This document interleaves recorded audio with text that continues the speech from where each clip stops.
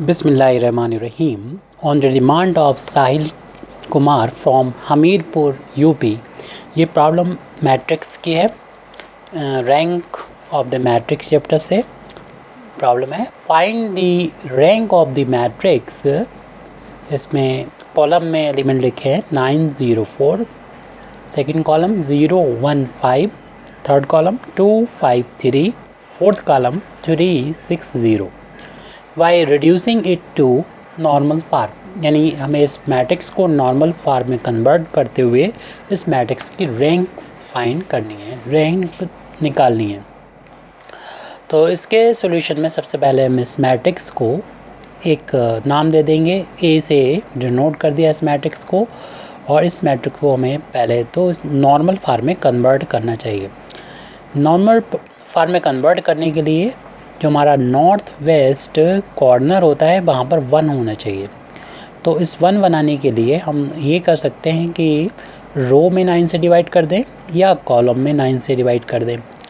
या देखिए, अगर 9 से डिवाइड करेंगे हम रो में या कॉलम में तो अपान में आ जाएगा, ये वैल्यू फ्रैक्शनल वैल्यू आ जाएगी, जिसको फिर हम लोगों को डील करना थोड़ा सा मुश्किल लगेगा। तो हम देख रहे हैं कि 1 है, इसको ही यहाँ पर ले आएँ। उसके लिए हम एलिमेंट्री ट्रांसफॉर्मेशन का यूज़ करेंगे। सबसे पहले तो इस 1 को हम फर्स्ट रो में पहुंचा देंगे, यानी इंटरचेंज करके R1 और R2 को, यानी फर्स्ट रो और सेकंड रो को आपस में इंटरचेंज करेंगे। यानी हम जो ऑपरेशन करने वाले हैं वो फर्स्ट रो और सेकंड रो को आपस में इंटरचेंज कर रहे हैं अगले स्टेप में, अगले पेज पर। तो ये पहुँच जाएगा फर्स्ट वाले रो में पहुँच जाएगा, और ऐसा करने में मैट्रिक्स चेंज हो जाएगी। और इसलिए हम इसको ए मैट्रिक्स तो लिखेंगे, लेकिन जो लेफ़्ट हैंड साइड की है, लेकिन राइट हैंड साइड की मैट्रिक्स जो है वो एक इक्वल नहीं आएगी। तो लेकिन इक्विवेलेंट लिख सकते हैं, क्योंकि रैंक दोनों मैट्रिक्स की इक्वल होगी। क्योंकि इन्फॉर्मेशन चेंज होगी इसलिए मैट्रिक्स अब एक इक्वल नहीं रहेगी। ये तो फर्स्ट रो में ये सेकंड रो वाला हो जाएगा, क्योंकि हमने इस ऑपरेशन को R1 इंटरचेंज R2 अप्लाई किया है। तो फर्स्ट रो में इस एलिमेंट को लिखेंगे 0 1 5 6, और फर्स्ट रो के एलिमेंट सेकंड में पहुंच जाएंगे। फर्स्ट रो के एलिमेंट थे 9023 9023। अब थर्ड रो के एलिमेंट अपनी जगह पर रहेंगे 4530 4530। तो जैसे कि हम लोग जानते हैं कि नॉर्मल फार्म में इस जगह पर 1 होना चाहिए। तो 1 यहाँ पर लाने के लिए इन कॉलम को आपस में इंटरचेंज करेंगे, यानी C1 और C2 कॉलम को आपस में इंटरचेंज करेंगे। तो ए इक्विवेलेंट मैट्रिक्स हो जाएगी। इस C1 की जगह पर C2 हो जाएगा, और C2 की जगह पर C1 हो जाएंगे, यानी फर्स्ट कॉलम की जगह पर सेकंड, और सेकंड कॉलम की जगह पर हम फर्स्ट कॉलम लिख दे रहे हैं। बाकी के कॉलम जो हैं उसमें कोई भी चेंज नहीं आएगा। 5 2 3 ये कॉलम वाइज वैल्यू लिख रहे हैं, जिसमें ऑपरेशन करें उसी फार्म में लिखेंगे। कॉलम में चेंज करें तो कॉलम वाइज लिखेंगे।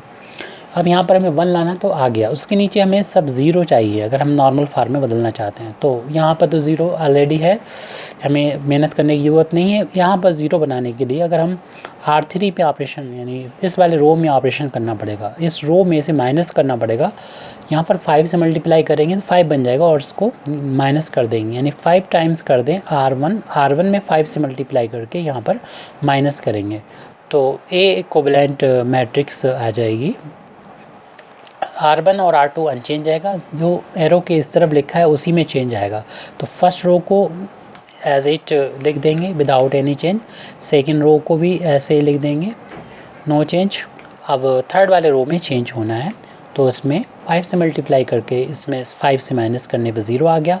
इधर 5 से मल्टीप्लाई करके इसमें माइनस करेंगे, कोई इफेक्ट नहीं पड़ेगा, क्योंकि 0 में 5 से मल्टीप्लाई करेंगे तो 0 ही रहेगा।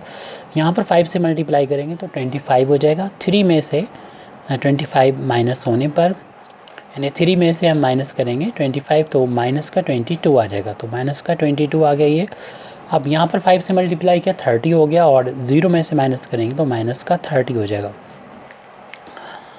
अब इस जगह पर हम 1 के नीचे 0 बना लिया। अब 1 के सामने भी 0 होना चाहिए, इस कॉलम में 0 नहीं, ये पहले से ऑलरेडी है। इन दो में 0 बनाने के लिए ज़्यादा मेहनत नहीं करना पड़ेगी। ये C3 है, थर्ड कॉलम है, थर्ड कॉलम में से इसमें 5 से मल्टीप्लाई करते हुए C1 को माइनस कर देंगे। साथ साथ ये फोर्थ कॉलम में भी ऑपरेशन कर लें। फोर्थ में इसमें 6 में मल्टीप्लाई करते हुए इससे माइनस करेंगे, यानी 6 मल्टीप्लाई करेंगे C1 का। क्योंकि इसमें लास्ट में ये 0 है तो 5 से या 6 से मल्टीप्लाई करने का कोई इफेक्ट नहीं होगा, और तो इसलिए इन एलिमेंट्स में कोई भी चेंज नहीं आएगा। चेंज ये आएगा कि ये 0 बन जाएंगे, बाकी ये हमारे जो मैट्रिक्स है वो चेंज नहीं होगी। तो फर्स्ट रो के एलिमेंट को कॉलम, जो कि कॉलम में ऑपरेशन किए, तो कॉलम वाले एलिमेंट को एज इट लिख दिया जाएगा। फर्स्ट कॉलम लिख चुके हैं, सेकंड कॉलम ये लिख रहे हैं, और थर्ड कॉलम में हमने बोला 5 से मल्टीप्लाई करके इसमें से माइनस करेंगे, तो ये तो 0 है तो इनमें तो कोई बदलाव नहीं होगा, लेकिन यहाँ पर 0 आ जाएगा। ऐसे ही इसमें 6 से मल्टीप्लाई किया और इसमें से माइनस किया तो ये तो 0 हो जाएगा, इसमें कोई भी चेंजेस नहीं दिखाई पड़ेगा।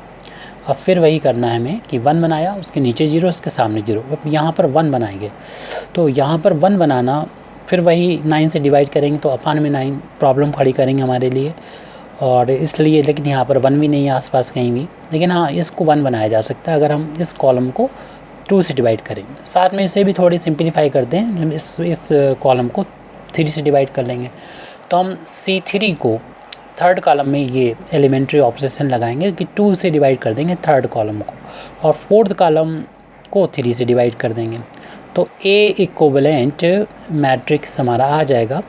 फर्स्ट कॉलम को ऐसे लिख देंगे 1 0 0, और इसको हम जब इसको ऐसे लिख देंगे कॉलम को 0 9 4, और इस कॉलम को जब डिवाइड करेंगे 2 से तो वैल्यू हो जाएगी 0 1 -11। इसको 3 से डिवाइड करेंगे 0 1 माइनस का 10। अब 1 चूँकि हमें यहाँ पर लेके आना है, ये हमने कंप्लीट किया, तो उसके बाद ये शुरुआत होती है यहाँ पर 1 बनाना और वही प्रोसीजर लगाना। तो 1 अब हमें 2 1 यहाँ पे मिले, किसी को भी ला सकते हैं, ये पास में इसको इंटरचेंज कर लेंगे, यानी इस कॉलम और इस कॉलम को C2 को और C3 को आपस में इंटरचेंज कर देंगे, यानी हम ऑपरेशन कर लेंगे C2 और C3 को इंटरचेंज कर लेंगे, बाकी के कॉलम एज इट रहेंगे विदाउट एनी चेंज। तो A इक्विवेलेंट मैट्रिक्स आ गई है 1 0 0। हमने थर्ड कॉलम को सेकंड कॉलम की जगह पर लिखना है, यानी हम लिख रहे हैं यहाँ पर 1 -11, एंड अब सेकंड कॉलम थर्ड कॉलम की जगह पर आ रहा है, सेकंड कॉलम को थर्ड की जगह लिख दिया, और fourth column without any change ऐसे ही लिख दिया जाएगा एज इट। अब हमने यहाँ पर 1 बनाना था तो आ गया, अब इसकी जगह पर हमको 0 बनाना है। तो 0 बनाने के लिए इसमें 11 से मल्टीप्लाई कर दें और इसमें जब ऐड करेंगे तो 0 आ जाएगा। तो यानी ऑपरेशन करें हम R3 में, लेकिन हम R3 में ऐड करेंगे, जोड़ेंगे 11 टाइम्स R2 को, क्योंकि यहाँ तो 0 है तो इसका यूज़ कर सकते हैं, और इस एलिमेंट में इफेक्ट ना पड़े तो इसलिए इसका यूज़ करना चाहिए, क्योंकि 1 है तो इसमें चेंजेस कर देगा वो। तो इस एलिमेंट्री ऑपरेशन को जब हम अप्लाई करेंगे तो A इक्विवेलेंट मैट्रिक्स अब R1 और R2 में कोई भी चेंज नहीं होगा, जो चेंज होगा वो R3 में होगा। तो R1 और R2 को ऐसे लिख देंगे एज इट 1 0 0 0 0 1 9 1। अब यहाँ पर 11 से मल्टीप्लाई करके माइनस करना है तो 0, ये 11 से मल्टीप्लाई करके प्लस करना है तो 0 आ जाएगा। 11 से मल्टीप्लाई करेंगे तो ये 99 आ जाएगा, और हमें इस 4 में इसको प्लस करना है, तो 4 में प्लस करेंगे तो 103 आ जाएगा। तो 100 ये वैल्यू 3 हो गई। अब 11 का इंटू करके यहाँ पर प्लस करेंगे तो ये प्लस का 1 बचेगा, 11 प्लस का माइनस का 10 1 बचेगा। अब इसके बाद यानी 1 यहाँ पर ये आ चुका है, तो 1 के बाद इसमें सामने 0 बनाना है, तो इन कॉलम को माइनस कर लें, यानी C3 में से माइनस कर लें 9 टाइम्स C2 को, 9 से मल्टीप्लाई करके माइनस करेंगे 0 हो जाएगा, और इन पर कोई इफेक्ट नहीं पड़ेगा, ऊपर नीचे 0 हैं। ऐसे ही फोर्थ वाले कॉलम में से माइनस देंगे डायरेक्ट C2 को, तो A इक्विवेलेंट मैट्रिक्स यहाँ पर हमको मिल जाएगी। फर्स्ट कॉलम को कोई भी बदलाव ना करते हुए और सेकंड कॉलम को कोई भी बदलाव करके ऐसे लिख दिया, थर्ड फोर्थ में कोई बदलाव करेंगे तो यहाँ पर ही 0 आएगा, और इसमें नो चेंज। बाकी देख रहे हैं कि कोई बदलाव नहीं आएगा, ये 0 आ गया, ये 1 आ गया। अब हमें क्या करना होगा कि इस जगह पर हमने 1 बनाया, उसके नीचे 0, उसके सामने 0, अब यहाँ 1 बनाना चाहिए। तो इस 1 को बनाने के लिए आपस में इनको इंटरचेंज कर दें, क्यों 1 हमारे पास पहले से मौजूद है।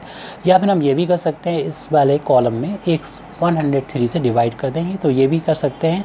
C यानी C3 में 103 से डिवाइड कर देंगे, तो ये हमारा V1 बन जाएगा। तो 1 0 0 0 1 0 और 0 0 1 0 0 1 आ गया। अब इसके बाद में जो कि 1 के बाद नीचे कुछ भी नहीं है, कोई भी रो नहीं है, तो यहाँ 0 बनाने की ज़रूरत नहीं, लेकिन सामने 0 बनाने की ज़रूरत है।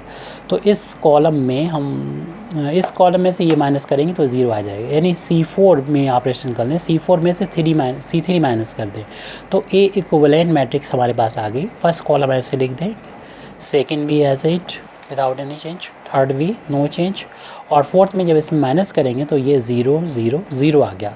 अब यहाँ पर हम इसको पार्टीशन कर देंगे मैट्रिक्स हैं, जहाँ पर देखने 1 1 1 आ रहे हैं, उसके बाद ये पार्टीशन कर देंगे, तो ये बाकी मैट्रिक्स इस तरीके से आ गई। यानी ए इक्विवेलेंट मैट्रिक्स इस तरीके से लिख सकते हैं, क्योंकि ये एक 3 ऑर्डर की आइडेंटिटी मैट्रिक्स है, तो इसे I3 लिखते हैं। और ये 3/1 ऑर्डर की 0 मैट्रिक्स है, तो इसे 0 मैट्रिक्स लिख देंगे। ऑर्डर यहाँ पर लिखना कोई ज़रूरी नहीं, लिखना चाहें 3/1 लिख सकते हैं, लेकिन हमें यहाँ पर इसकी कोई ज़रूरत नहीं। ये इसका नॉर्मल फॉर्म आ गया यहाँ पर मैट्रिक्स का। अब मैट्रिक्स की रैंक लिखना है, तो इसे हम लोग रो से डिनोट करते हैं। तो ए मैट्रिक्स की रैंक रो जो है, वो जो इंडेक्स यहाँ पर लिखा है, यानी जिसने ऑर्डर की ये आइडेंटिटी मैट्रिक्स थी 1 2 3, तो 3 यहाँ पर लिख देंगे, ये इसकी रैंक हो जाएगी ए की। Thank you very much Indeed for listening me. व आखिर दावाना अल्हम्दुलिल्लाहि रब्बिल आलमीन।